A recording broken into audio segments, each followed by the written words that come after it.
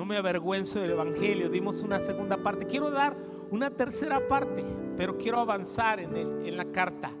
Mientras tanto les digo, ¿sabe? La carta a los romanos es para muchos teólogos es la carta más importante del apóstol Pablo. Ahí se encuentra toda la teología del Nuevo Testamento, la teología paulina, la teología bíblica, las más grandes doctrinas están allí. Sí, doctrinas como el pecado, la gracia, la justificación, la adopción, la redención, la elección y otras muchas que Dios mediante vamos a estar viendo a través de este libro, porque es muy importante que la iglesia se afiance, se afirme en la palabra, especialmente en los últimos tiempos. Porque Jesús anunció que en los últimos tiempos, ¿verdad?, vendrían falsos profetas, falsos cristos y engañarían a muchos. Y la manera para no ser engañado y no ser arrastrado por corrientes filosóficas o falsas doctrinas es afirmarse en la palabra, es venir ahí a la palabra. Yo doy gracias a Dios por los movimientos históricos que surgieron después de la reforma del siglo XVI con Martín Lutero allá en 1516, pero por allá en 1536 por ahí hubo una diferencia tocante a la cena del Señor, y un hombre de apellido Zwinglio, él era suizo, él tenía otra postura diferente a Lutero. Por ejemplo, Lutero, él creía que en la cena del Señor estaba presente el cuerpo y la sangre de Jesús. Zwinglio decía, no, solamente son símbolos, el pan y el vino. La doctrina católica de la transubstanciación creían que se convierte literalmente. Lutero dice, bueno, no se convierte, él creía en la consubstanciación, pero está presente. Y Zwinglio dijo, ni se convierte ni está presente, son solamente símbolos.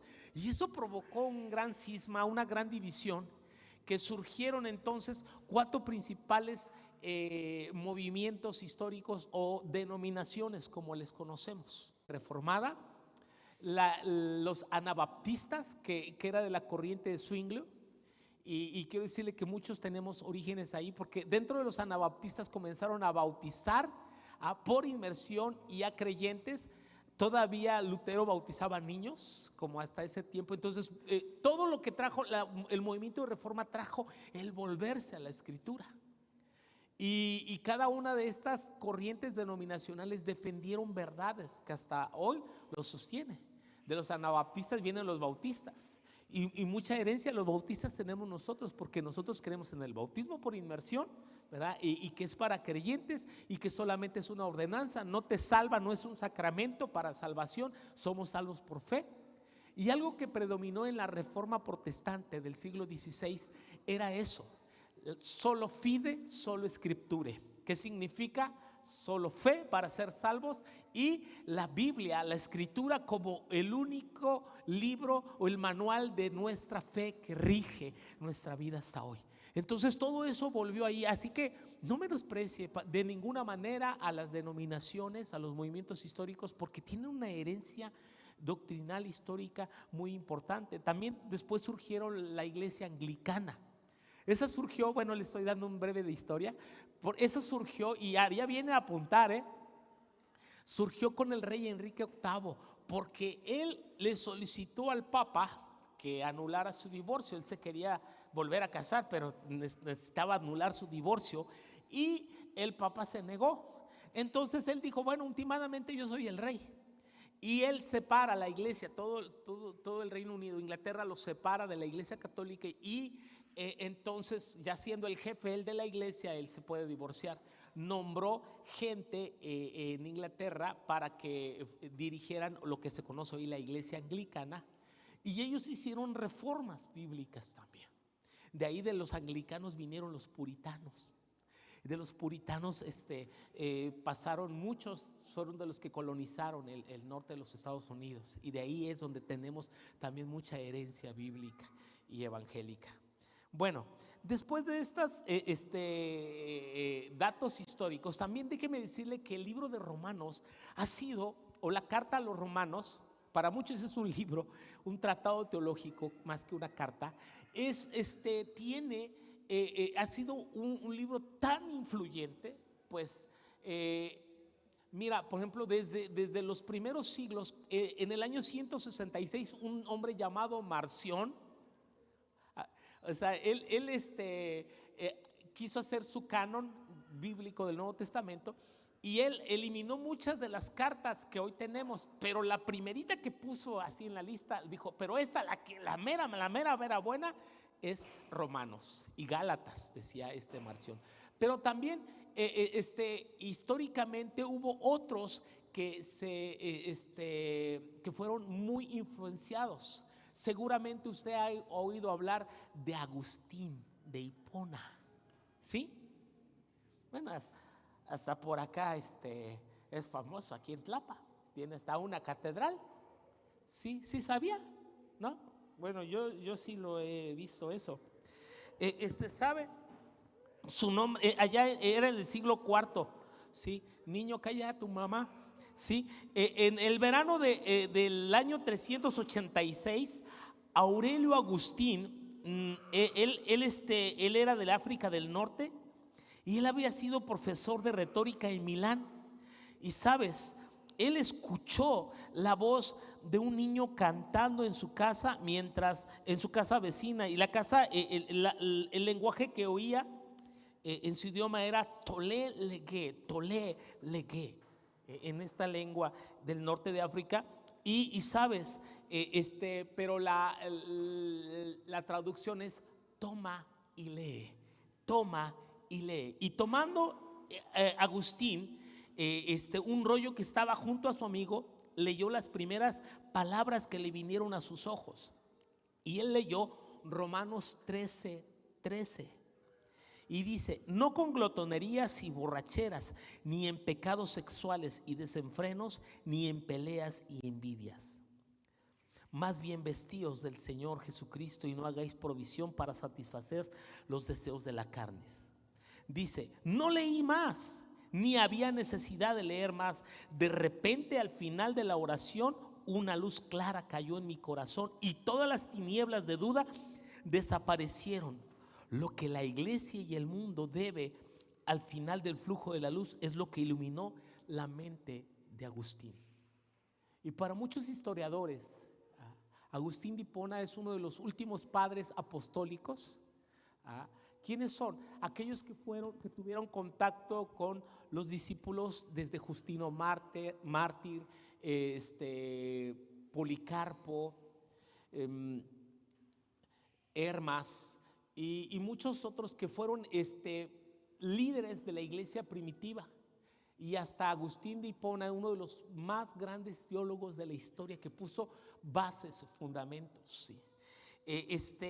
Más tarde, en el año de 1515, un profesor de teología sagrada en la Universidad de Wittenberg comenzó a exponer la epístola de Romanos a sus alumnos, y siguió con el curso hasta septiembre del año siguiente. Y al preparar sus conferencias, llegó a apreciar más y más la importancia de la doctrina paulina de la justificación por fe. Él dice: yo deseaba mucho a entender la epístola de Pablo a los romanos, escribió él, pero el único obstáculo era la expresión la justicia de Dios, porque la entendí como la justicia del cual Dios es justo y trata a los hombres con justicia para castigar al injusto. Noche y día meditaba en esto, ¿sí? Hasta que una luz, ¿verdad?, brilló en su corazón, y él pudo discernir, ¿sí?, que el justo vivirá por la fe. Si fue en el año 1515. Y sabes, ese fue Martín Lutero, ese profesor en la Universidad de Wittenberg. Era un monje agustino, y la luz alumbró su corazón, y ese hombre dio inicio a este movimiento de reforma que trajo luz al mundo. Imagínate, las escrituras iluminaron a un hombre en un convento en Alemania, y esto produjo una revolución que sacudió las naciones hasta hoy en día. Un hombre que se dispuso a estudiar las escrituras porque hasta ese tiempo estaban veladas. Es más, fue el primero en traducir, después de siglos, las escrituras al idioma común de la gente. Las escrituras estaban en latín, se habían traducido del griego al latín desde la Vulgata latina de un monje llamado Jerónimo en el siglo IV. Para 1515 o 16 han pasado por lo menos 1200 años. Toda la Edad Media, todo el oscurantismo, toda la época de tinieblas, toda una época, o sea, más de 1000 años de oscuridad y de ignorancia. Y el Espíritu Santo guía a un profesor a enseñar Romanos, pero él mismo no sabía y no entendía la justificación. Él creía que Dios, como es justo, juzgará al culpable con su justicia, y así pues no encuentra justo a nadie. Pero él pudo descubrir en Romanos la justificación, que no es otra cosa sino presentar al culpable inocente. O sea, esto es legalmente es imposible. Mira, aquí hay varios abogados, ¿verdad? Imagínense usted abogado, imagínense licenciado. Piense usted que usted va a defender a un criminal. Este tipo mató, robó, secuestró y él, usted sabe, es culpable. Y es más, el abogado normalmente le dice a su cliente, le dice: dime toda la verdad, dime bien cómo fue todo para que yo te pueda defender. ¿Y sabes cuál es el oficio del abogado defensor? ¿Cuál es la tarea? Sacarlo libre. O que reciba la menor pena. Pero y si lo puede sacar libre y presentarlo inocente, mejor, aunque sabe que es culpable. Tú dices: ¿cuántas tracaleras hará? ¿Cuántas trampas tendrá que hacer? ¿Cuántas cosas tendrá que repartir para presentar a un culpable como inocente y luego sacarlo libre? O sea, eso solamente con trampas. Pero cuando la Biblia dice, y es en Romanos, cuando dice que Dios es el que justifica al impío o al culpable. Justificar al impío es presentarlo inocente, como si nunca hubiese hecho nada. Tú dices: no, pues como que no, ¿verdad? Pero esa es la justicia de Dios, la justificación de Dios. Eso fue lo que se le reveló a Lutero. Por eso es que es el justo por los injustos. Jesús tomó mi lugar, Él pagó el precio. De esa manera es que nos puede presentar justos ante el Padre. La justicia de Jesús nos es dada y Él carga con todos nuestros pecados en la cruz: el sufrimiento, el dolor, la muerte, la vergüenza, la opresión, toda la condenación, todo vino sobre Cristo. De eso trata la justificación. Así que la próxima vez que escuches justificación, diga: no, pues sí, eso es bien importante, ¿verdad? Claro, es el centro, eso es de lo medular del evangelio. Por eso tenemos que volver aquí a las escrituras y ser impactados como fueron estos otros hombres. Otro de los que fue muy influenciados fue John Wesley.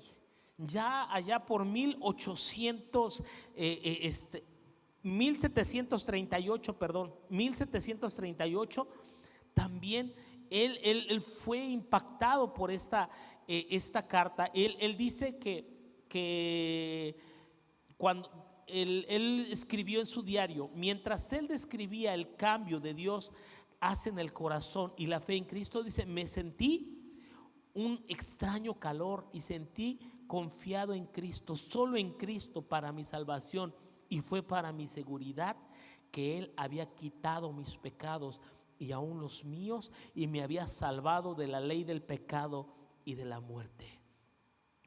Sí, y sabes, esto desató uno de los más grandes avivamientos del siglo XVII.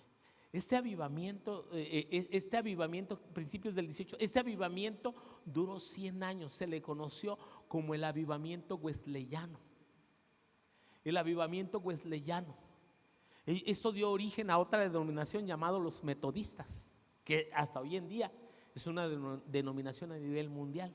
y tuvo su origen en un hombre que tuvo un encuentro con Dios a través de las Escrituras y experimentó ese perdón y esa gracia, ¿sí?, de parte de Dios.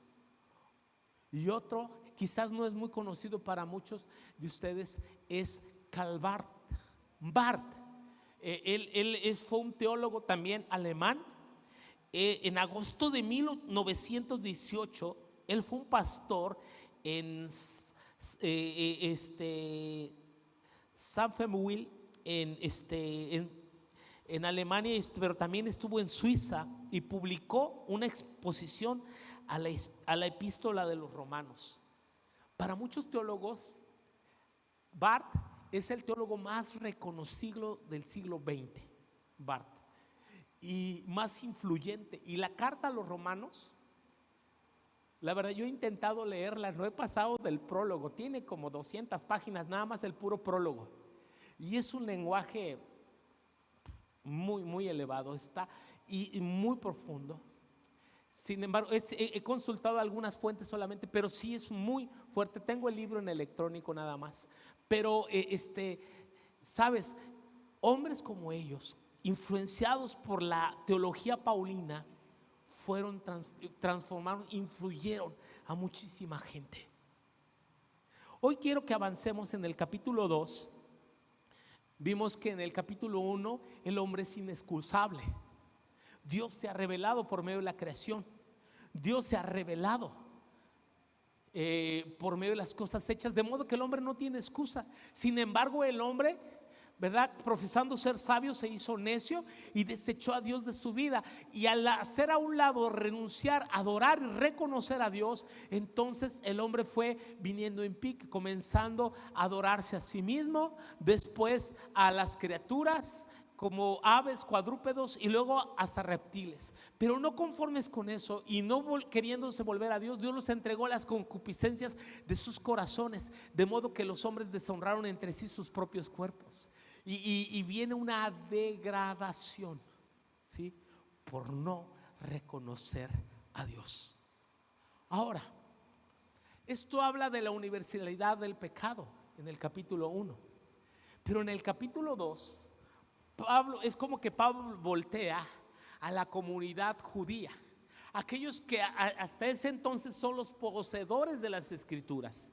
Romanos se escribe alrededor del año 56 y todavía, entendamos, no está compilado el Nuevo Testamento.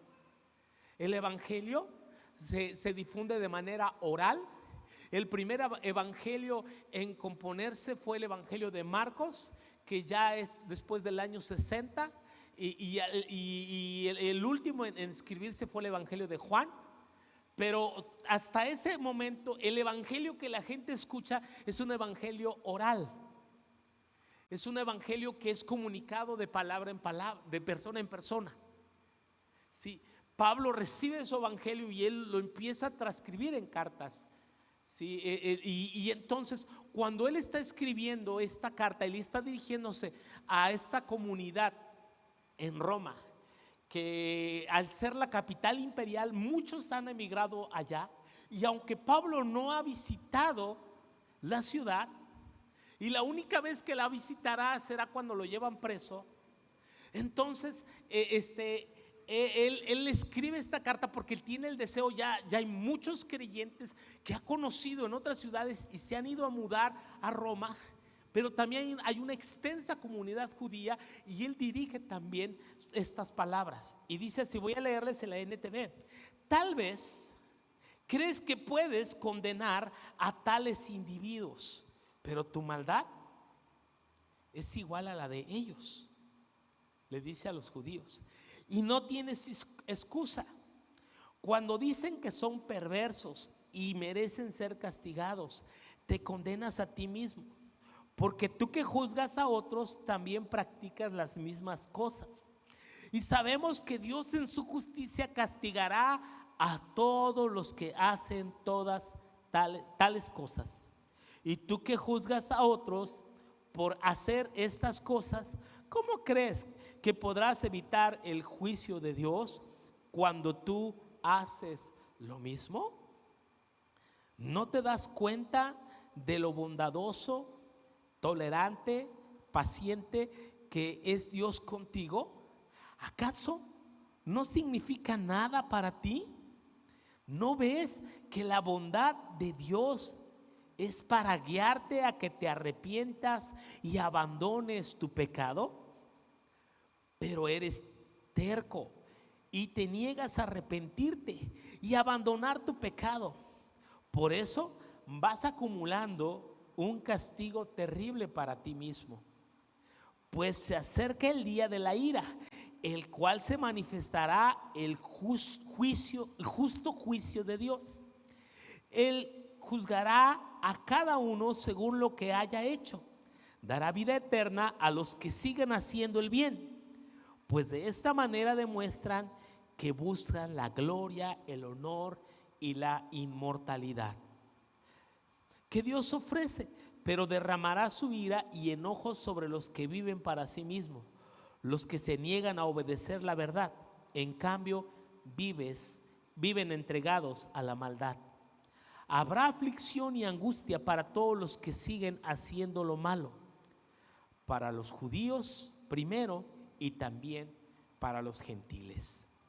Pero habrá gloria, honra y paz de parte de Dios para todos los que hacen lo bueno, para los judíos primeramente y también para los gentiles, pues Dios no muestra favoritismo. Padre, te agradecemos tu palabra, Señor. Agradecemos, Señor, que en este día, Señor, tú nos hagas mirar, Señor, a las Escrituras y nos puedas mostrar, Señor, lo que tú quieres, Señor, hablarnos, Señor, a nosotros. Pedimos, Señor, tu gracia y tu propósito, Señor, cumpliendo, Señor, tu preciosa y gloriosa voluntad en nosotros, en el nombre precioso de Jesús. De los versículos 18 al 32 del capítulo 1, Pablo ha demostrado la culpabilidad del hombre. Y pareciera que tiene un auditorio que dice: bravo, qué bueno, Pablo, que les dijiste a los pecadores sus verdades. Qué bueno que les echaste ahí a los que andan de cuches y andan haciendo cosas feas. Qué bueno, Pablo. De repente Pablo voltea a ese auditorio que le aplaude y le dice: pero tú eres inexcusable, dice la Reina Valera. Quien quiera que sea tú que juzgas a otro, pues te condenas a ti mismo. Es muy fácil desde nuestra careta de religiosidad, ¿ah?, levantar nuestro dedo, o sea, levantar nuestra mano, señalar con nuestro dedo, ¿verdad?, acusador. Pero se nos olvida que mientras nosotros señalamos con uno, hay otros tres que nos señalan hacia acá, ¿verdad? Sí. Y sabes, es muy fácil para aquellos, sean judíos o gentiles, y yo quiero aplicar, obviamente aquí estamos hablando a aquellos que ya tenemos un conocimiento de la palabra, sí, que ya la verdad ha llegado a nuestra vida.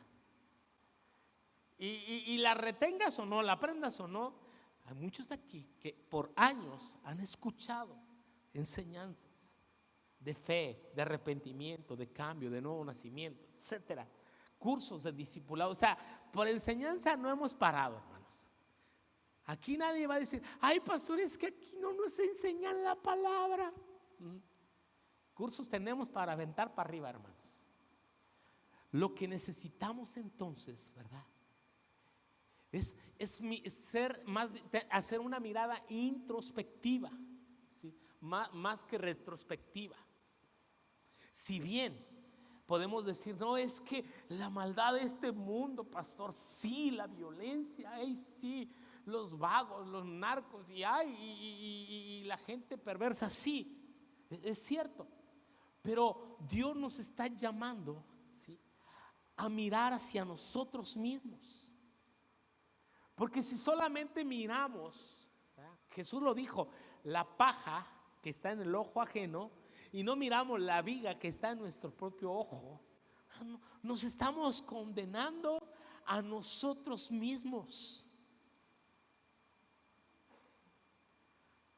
Porque ahora, de hecho, el tema del capítulo 2 es el justo juicio de Dios. O sea, el juicio de Dios va a ser justo. O sea, Él no le va a pasar nada a nadie. Ay, pastor, pero nos acaba de hablar de la justificación. Sí, es la justificación por medio de la fe a través de Cristo. Y esto ocurre cuando hay un nuevo nacimiento. Y lo vamos a ver claramente cuando lleguemos al capítulo 5. Pero sabes, lo cierto es que cuando tienes un encuentro con Dios y ocurre un nuevo nacimiento, hay cambios. Cambios que tú los notas y los demás lo van a notar, y ya no eres asiduo al pecado. Pero cuando solamente tenemos mero conocimiento, ¿sí? Decía mi maestro de evangelismo, ¿no?, que a veces la gente viene y es bautizada, dice, entra un pecador seco y sale un pecador mojado. ¿Sí? Nada más. O sea, no pasó nada. O sea, entra un pecador seco, sale un pecador mojado, pero no hay un cambio en su vida. No es un rito que te va a cambiar. Es tu fe en Cristo. Es tu entrega a Cristo. Por eso, mira, Nicodemo, en el capítulo 3 de Juan, es aquel personaje que era un doctor de la ley, era un líder en Israel.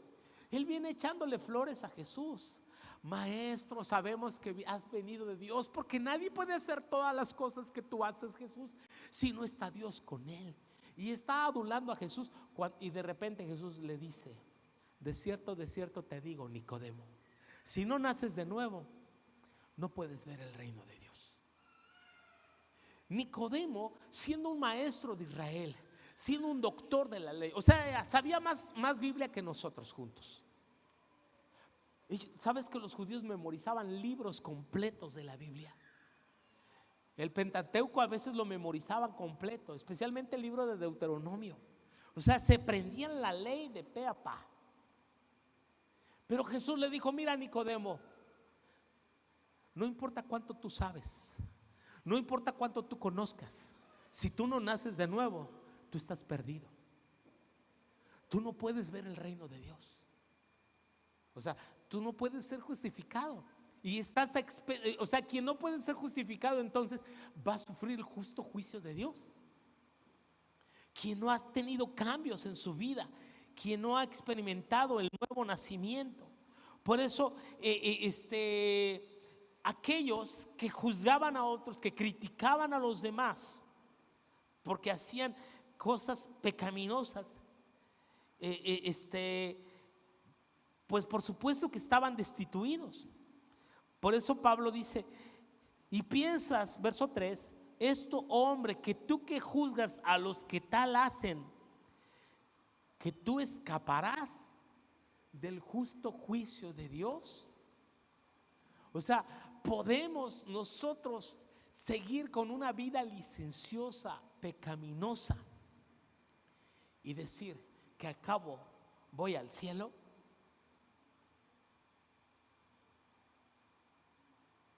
Hermanos, yo creo firmemente que la salvación es por gracia.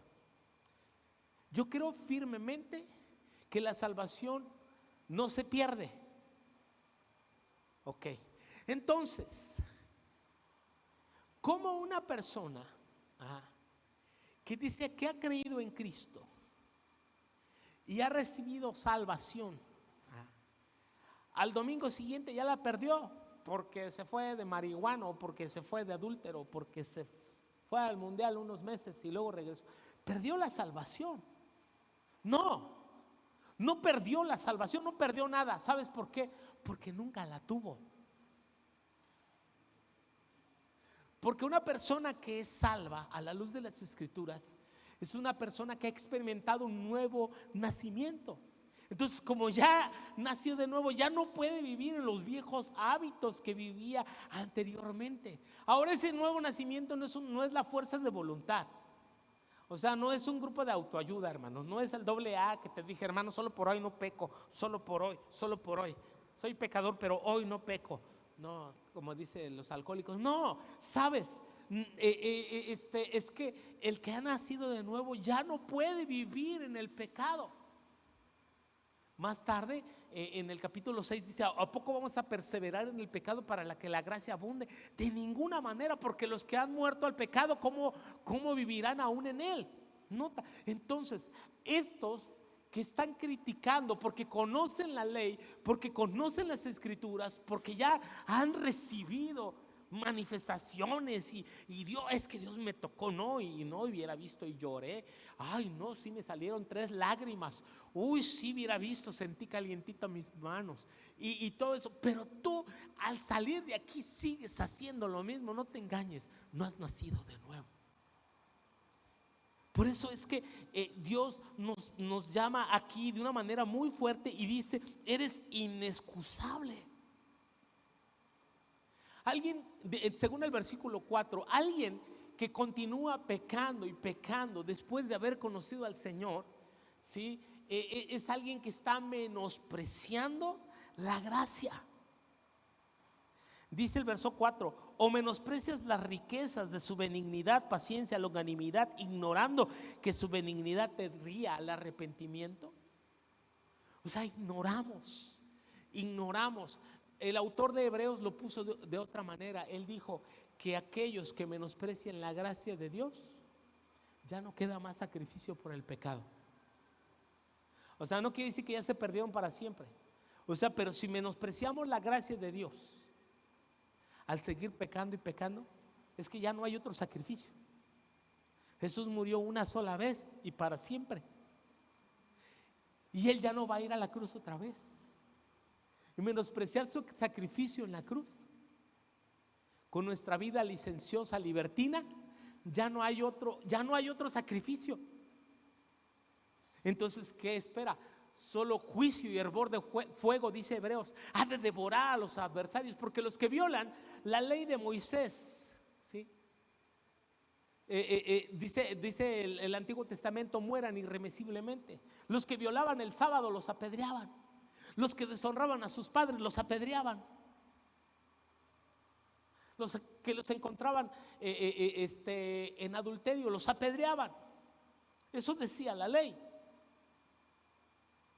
Y el autor de Hebreos dice: ¿cuánto mayor castigo pensáis que merecerá el que pisoteare la sangre del Hijo de Dios y tuviere por inmunda la sangre del pacto e hiciere afrenta al Espíritu de gracia? Ay, o sea, debe darnos terror. Con razón dijo el autor a los Hebreos: horrenda cosa. Y vamos a estudiar este mes en TCD Hebreos. Horrenda cosa es caer en manos del Dios vivo. O sea, mira, ver al Dios de gracia que nos ama, ver al Dios que nos justificó y que nos aceptó tal y como somos, y Él dispuesto a cambiar nuestras vidas. Entonces no es que Dios quiere condenar al hombre, no. Por eso ha hecho todo lo posible para justificarnos. Has hecho todo lo posible para perdonarnos. Tú y yo nomás lo único que tenemos que hacer es rendirnos a Él y dejar que Jesús y su Espíritu cambien nuestras vidas. El nuevo nacimiento es algo que solo el Espíritu Santo puede hacer en el creyente. Por eso no podemos olvidar, no podemos hacer a un lado el justo juicio de Dios. O sea, Dios sí va a juzgar. De hecho, la razón por la que Jesús vendrá, ¿sí?, por segunda vez, dices: Él vendrá por su iglesia, sí, pero dices que ¿sabes que la escritura que Él vendrá a qué? A juzgar a vivos y muertos. O sea que mira, ni la muerte se va a poder esconder. De hecho, el postrer enemigo será la muerte. El diablo, el anticristo, el falso profeta, la bestia y el falso profeta serán arrojados al infierno. Jesucristo juzgará a vivos y muertos. Bienaventurados los que tienen parte en la primera resurrección, porque la primera resurrección es para vida. Los últimos versículos de Daniel enseñan que muchos dice que resucitarán para vida eterna y otros van a resucitar para muerte y confusión perpetua. O sea, un día todos seremos juzgados. La bendición del juicio de los creyentes, porque igual los creyentes seremos juzgados. Y ya un tiempo hablé sobre el juicio de los creyentes. Y el juicio de los creyentes es un juicio de recompensas. Sin embargo, no podemos perder de vista que habrá un justo juicio de Dios. Para aquellos que tienen, en la Reina Valera dice, tú que tienes el sobrenombre de judío, puedes parafrasearlo, dice, tú que tienes el nombre de cristiano, pero haces eso. Tú que dices que no se debe robar, robas. ¿Sí? Tú que haces esto, o sea, y esto, y haces lo mismo, ¿verdad? Por eso dice el versículo 5, pero por tu dureza y por tu corazón no arrepentido. Y ahí está la clave de ese juicio. Por la dureza y tu corazón no arrepentido. Ahora, quiere decir que cuando, pastor, porque ya nací de nuevo, ya no cometo ningún pecado.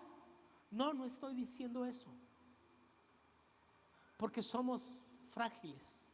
Juan nos dice, y de hecho Pablo lo enseña también en el capítulo 7 de Romanos, llegaremos allí. Él habla acerca de la debilidad mientras está viviendo en ese cuerpo. Él decía, miserable de mí. Pero primera de Juan capítulo 1 verso 9 dice, si confesamos nuestros pecados, Dios es ¿qué? Fiel y justo para perdonar nuestros pecados. ¿Qué significa? Que en el momento que tú y yo nos damos cuenta, porque si nos damos cuenta cuando hicimos algo incorrecto, cuando pensamos algo mal, cuando dijimos algo mal, cuando actuamos de manera inapropiada, debemos ser prontos para arrepentirnos. No dejar pasar la semana, los meses y seguir pecando. Hermanos, entendí esto desde que me convertí hace muchos años y yo acuñé esta frase que yo le decía al pastor. Le digo, pastor, es que ya ahora que uno es cristiano, uno ya no puede pecar a gusto. O sea, sí pecas, pero ya no pecas a gusto. No te sientes bien. O sea, yo no sé cómo muchos pecan a gusto. O sea, pecan y están pero bien a gusto y duermen felices y vienen a la iglesia y saludan a los hermanos con manos cochinas, pecadoras, y no te has arrepentido. No, pues nomás fue poquito. Unas cuantas groserías que dije, me lave la boca. O sea, hay gente que no se siente mal con su vida pecadora. Ay, para 4 cervezas que me tomé, ay, qué tanto es tantito. O sea, la gente peca a gusto. ¿Sabes por qué? Porque no se han arrepentido nunca. Tienen un corazón endurecido. Es lo que está diciendo Pablo. En cambio, cuando tú has nacido de nuevo, no quiere decir que no pecas. Cometiste un error, pecaste, eres pronto para arrepentirte y vienes a Dios y te duele haber pecado, por haber ofendido a Dios, confiesas tu pecado.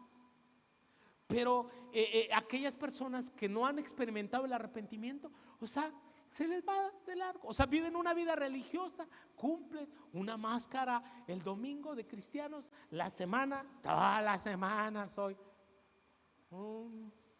una fichita, ¿no? Y luego, que al cabo, decía el Vito, Dios te perdonará, hijo. Luego Vito ya, Dios te perdonará, tú come, dice, Dios te perdonará. Le digo, no, ¿cómo crees? O sea, y es así, con una facilidad empezamos a menospreciar la gracia. Dietrich Bonhoeffer, otro teólogo alemán, escribió un libro que se llama El precio de la gracia. Está más fácil de leer y lo pueden encontrar en PDF. Bonhoeffer, El precio de la gracia, acuérdense. Y sabe, él desarrolla en su libro acerca de cómo muchas personas menosprecian la gracia porque piensan que la gracia pues es gratis. Pues gratis para ti, pero a Dios le costó su hijo. Entonces, él dice, el precio de la gracia, porque para muchos la gracia es barata y por eso se les hace fácil pecar. Peca, al rato te arrepientes. El domingo ya confiesas tu pecado, levanta tu manita así, 3 lagrimitas y ya Dios te perdona. Y por eso pecan y no cambia su vida, jamás. Pero lo único que están haciendo, están atesorando ira para el gran día de la ira.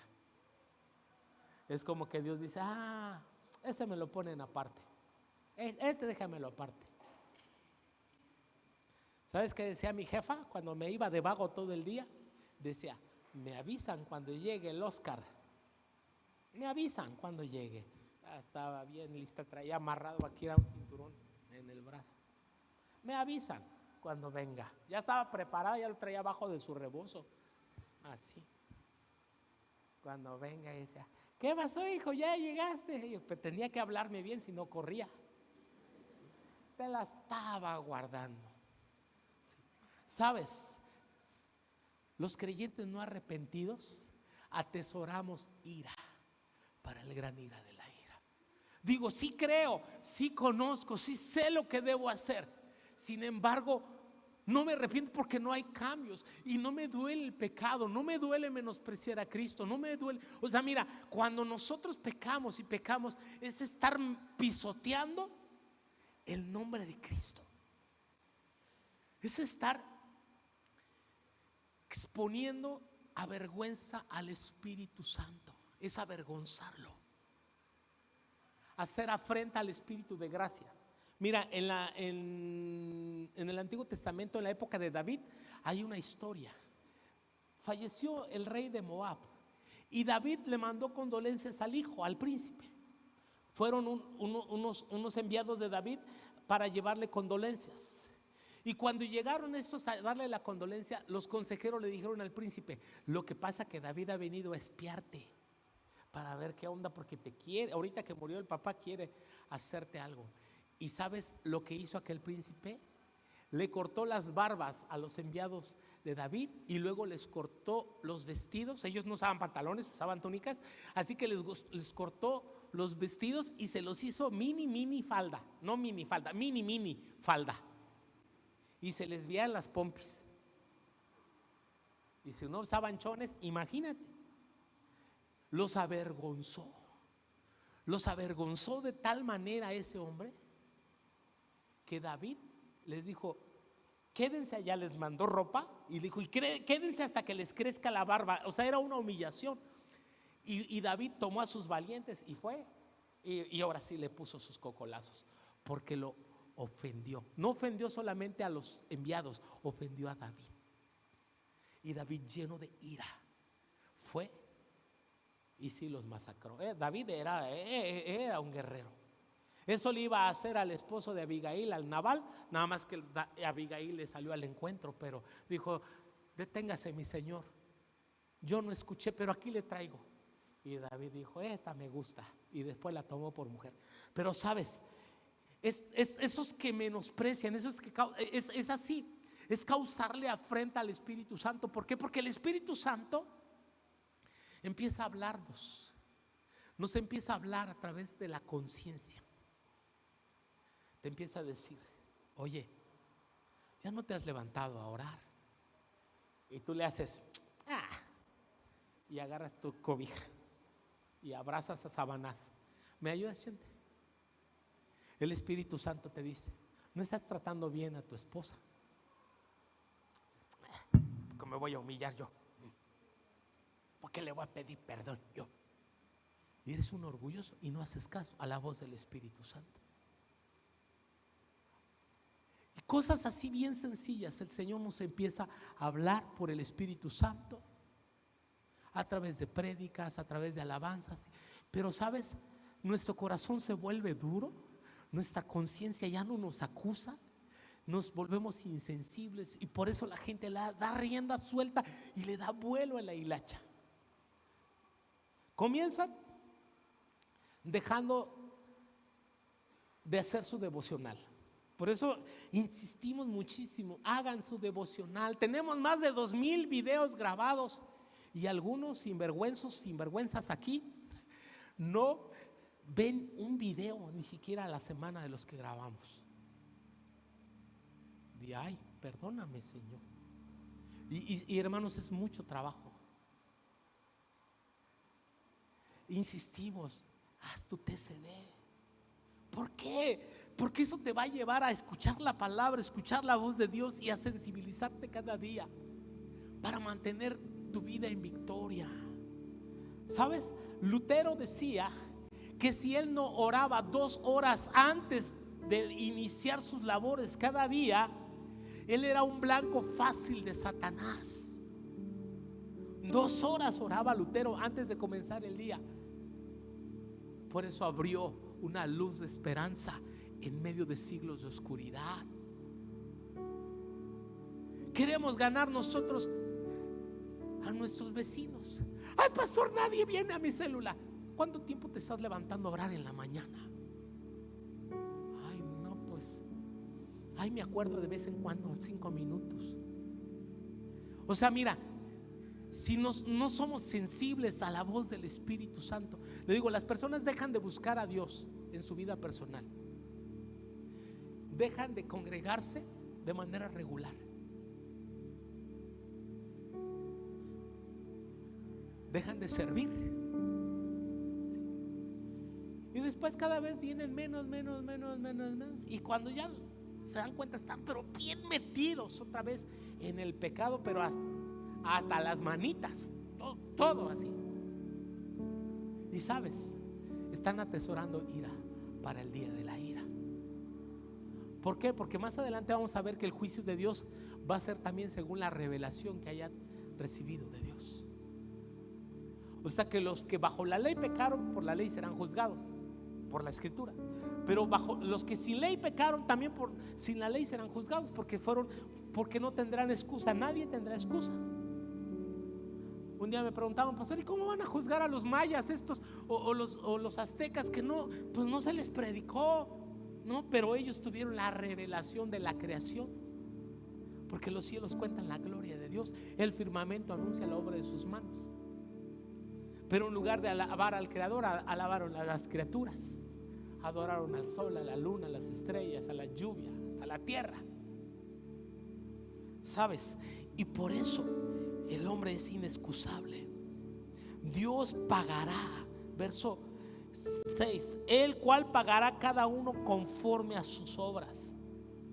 Vida eterna a los que perseverando en bien hacer buscan gloria, honra e inmortalidad, pero ira y enojo a los que son contenciosos y no obedecen la verdad, sino obedecen la injusticia. Porque mira, la primera contienda que tenemos es precisamente hacia Dios. Cuando el hombre dice no, le dice no a Dios. Dios fue el que le dijo al hombre: no comas de ese árbol. Y el hombre fue y comió. Fue una abierta desobediencia a Dios. ¿Se acuerdan del rico y Lázaro? Estando allá en el infierno ardiendo, el rico le gritaba: Padre Abraham, manda a Lázaro que moje con su dedo, aunque sea una gotita, que me dé en mi lengua. Y Abraham le dijo: es que él no puede ir. Y le dijo: pues entonces mándalo allá con mis hermanos. Dijo a los profetas, a Moisés y a los profetas tienen. Dijo: no, padre Abraham. ¿Y sabes qué dijo? No, padre Abraham. ¿Sabes? El problema de ese rico fue que le dijo no. Toda su vida dijo no. ¿Por qué? Porque él creía que él podía con sus recursos. Y él pensaba que de alguna manera iba a librar la justicia de Dios. Y todavía quería imponer la manera en que Dios le hablara a su familia. El tormento era terrible. Pues que no vengan aquí, manda a alguien. Y Abraham le dijo: Abraham, a Moisés y a los profetas tienen, a ellos los deben escuchar. O sea, la gente tiene la oportunidad, y este es el tiempo de la oportunidad. El juicio de Dios va a ser según verdad. El juicio de Dios va a ser según su justicia. Bendita justicia de Dios que podemos obtenerla mediante la fe. Entonces, note, por eso ya Juan explica, no es que el creyente no peca, sino que los creyentes no viven practicando el pecado. Los que practican el pecado, o sea, siguen viviendo tal como su naturaleza sigue siendo. Pero aquellos que Dios ha transformado, que Dios ha llamado, ellos ya, su vida, su naturaleza es diferente, porque ahora tienen a Cristo, al Espíritu Santo, tienen la palabra. Y aunque el viejo hombre quiere resurgir, tú te levantas, ¿sí? Y crucificas el viejo hombre cada día, te pones en la cruz y le dices: Señor, quiero que vivas tú, no quiero vivir yo, quiero que vivas tú, tu vida en mí. Y lejos de estar juzgando a los demás por lo que hacen, por lo que son, Señor, quiero pedirte que tú, Señor, tomes mi vida en tus manos. Yo quiero invitarle en este momento a que ahí donde está nos pongamos de pie.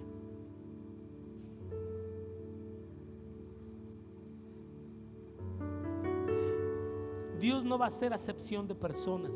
Termina el versículo 11. No va a hacer acepción de personas. Dios no va a decir: a este sí, a este no lo juzgo. O sea, Dios nos va a juzgar a todos. La diferencia es que nosotros nos va a juzgar a través de Cristo, si estamos en Cristo.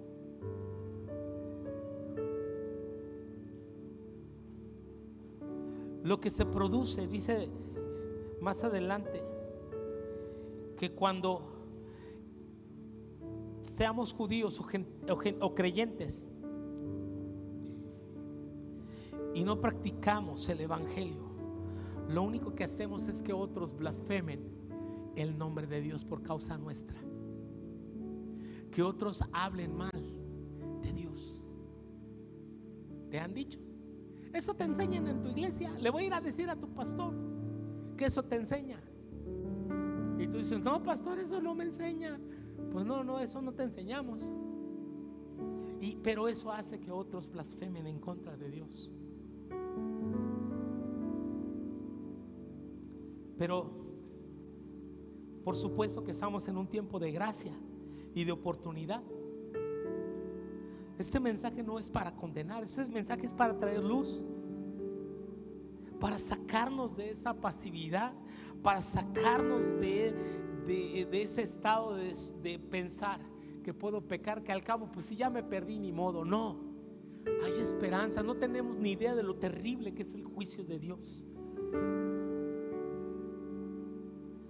Ahí donde estás, ahí cierra tus ojos, dile: Señor, tú conoces mi corazón, tú conoces mi vida, Señor, tú lo sabes todo, Señor. Delante de ti yo no puedo negar nada, Señor. Y tú sabes cuánto te necesito, cuánto necesito la gracia, cuánto necesito tu perdón. Señor, que puedas romper cadenas de pecado, ataduras, yugos de maldad. Y así como esa luz que trajo a estos hombres en la historia, Señor, como Lutero, como Tomás de Aquino, como Wesley, Señor, pueda traer luz a nuestros corazones, tu palabra. Ciertamente existe un justo juicio de Dios y no negamos tu justicia, tu santidad, pero nos aferramos a tu gracia mediante el arrepentimiento. Mediante el arrepentimiento, Señor, renunciando voluntariamente. Y si hay cosas que tengas que renunciar, dile: Señor, yo renuncio voluntariamente a estos pecados que me han atado, a estos pecados que una y otra vez me hacen pecar. Yo renuncio. Quiero vida nueva, necesito tu vida, un nuevo nacimiento, una regeneración mediante el Espíritu Santo. Te lo pido, Señor, te lo ruego en el nombre de Jesús. Amén.